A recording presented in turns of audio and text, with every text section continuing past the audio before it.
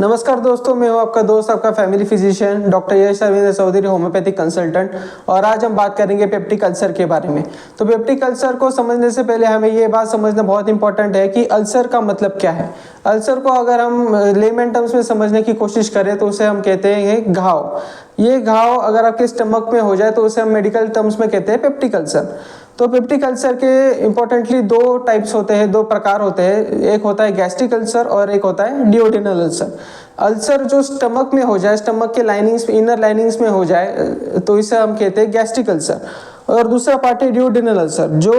जो peptic ulcer duodenum में, duodenum यानी इंटेस्टाइन की जो स्टार्टिंग फेज है, स्टार्टिंग जहाँ से होती है स्मॉल आंत की, स्मॉल इंटेस्टाइन की, तो उसे हम कहते हैं डिओडिनल अल्सर। तो उसके कॉजेस के बारे में जानना चाहे तो उसके डिस्टर्ब लाइफस्टाइल और डिस्टर्ब स्लीप साइकिल, ये दो इंपॉर्टेंट कॉजेज इसमें होते हैं। तो डिस्टर्ब लाइफस्टाइल के बारे में हम बात करेंगे तो उसके कारण मूल होते हैं जो है disturb dietary habits. Disturb dietary habits में प्रोसेस्ड फूड खाना, बेकरी आइटम ज़्यादा लेना, मोस्ट इंपॉर्टेंटली स्पाइसी फूड ज़्यादा खाना। अगर आप नॉनवेज ज़्यादा खा रहे हो, बाहर का खाना ज़्यादा खा रहे हो, फ्राइड फूड ज़्यादा खा रहे हो, मसालेदार खाना ज़्यादा खा रहे हो। और सबसे इम्पोर्टेंट बात, आपका खाने का वक्त। अगर आप इम्बैलेंस है आपके खाने के वक्त में, अगर आप दोपहर का खाना कभी 12 बजे खा रहे हो, कभी 2 बजे खा रहे हो, कभी 3 बजे खा रहे हो, कभी स्किप कर जा रहे हो दोपहर का खाना, या फिर शाम का खाना बहुत ही लेट नाइट हो रहा है, और फ्रीक्वेंसी ऑफ मील्स, जिसे हम कहते हैं फ्रीक्वेंसी ऑफ मील्स, कितनी बार आप खाना खा रहे हो। अगर आप 2 या 3 खाने के ज़्यादा बार खाना खा रहे हो तो ये भी एक बहुत इंपॉर्टेंट कॉज है पेप्टिक अल्सर होने के लिए। तो इसका, ये हम लाइफस्टाइल चेंजेस की बात करें, और इसका सबसे इम्पोर्टेंट कॉज जो इन सबसे भी इम्पोर्टेंट है वो है आपकी मेंटल हेल्थ। मेंटल हेल्थ में सबसे इम्पोर्टेंट है आपका मेंटली डिस्टर्ब होना। ये इसमें anxiety, suppressed anger, suppressed emotions और फियर इसमें इम्पोर्टेंट रोल प्ले करते हैं। अगर आपके इमोशंस आपके अंदर ही रहते हैं, अगर आप एक्सप्रेस नहीं कर पा रहे हो, तो ये भी एक कॉज है पेप्टिक अल्सर होने के लिए। अगर आपका माइंड डिस्टर्ब है तो इसका डायरेक्ट इम्पैक्ट आपके गट पर होता है। इसे कहते हैं हम माइंड गट हेल्थ, माइंड गट कनेक्शन। तो अगर ये कनेक्शन डिस्टर्ब हो जाए तो आपको पेप्टिक अल्सर होने के भी ज़्यादा से ज़्यादा चांसेस हो सकते हैं।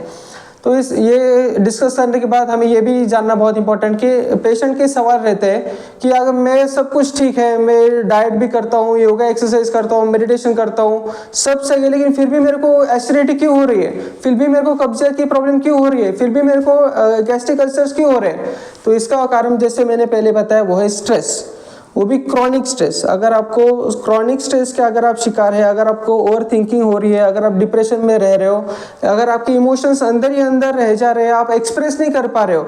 अगर हम इसे लेमन टर्म्स में समझे, अगर आप इसे कॉमन एग्जांपल के टर्म में लें, तो अगर आप गृहिणी, अगर आप हाउस वूमन हो, अगर आप घर पे काम करते हो, घर के सारा काम है, तो आपके ऊपर आपके हस्बैंड है, अगर हस्बैंड ने आपको कुछ कह दिया और आपको गुस्सा आ रहा है लेकिन आप कुछ एक्सप्रेस नहीं कर पा रहे हो, तो ये भी एक कॉज है। अगर आप आईटी वर्क में जॉब कर रहे हो, आईटी इंडस्ट्री में, अगर आपके बॉस आपको कुछ कह जाते हैं, कुछ सुना देते हैं, और आप बॉस है वो, आप उनको कुछ नहीं कह सकते, तो यहाँ पर आपके इमोशंस सप्रेस हो गए। तो वर्क लाइफ बैलेंस में, होम में, आपके सोशल लाइफ में, आपके पर्सनल लाइफ में बैलेंस बना के रखना बहुत ही ज़रूरी है, आपके सिर्फ गट हेल्थ के लिए, पूरी बॉडी हेल्थ के लिए। तो ये तो हो गया डिसीज होने के बाद का रूल। अब हम बात करेंगे डिसीज प्रिवेंशन के बारे में। हमें ऐसा क्या करें कि जिससे हमें पेप्टिक अल्सर या गट के कोई प्रॉब्लम हो ही ना। तो सबसे पहली बात, आपके मील फ्रीक्वेंसी को रेगुलेट करना। मील में फ्रीक्वेंसी को रेगुलेट करने के लिए आपको सिर्फ 2 मील्स अ डे, अगर आप 18 प्लस है, 20 प्लस, 21 प्लस अगर आपकी एज है, तो आप यही इसी यंग एज से स्टार्ट कीजिए कि आप सिर्फ 2 ही वक्त का खाना खाएंगे, सिर्फ 2 ही मील्स लेंगे।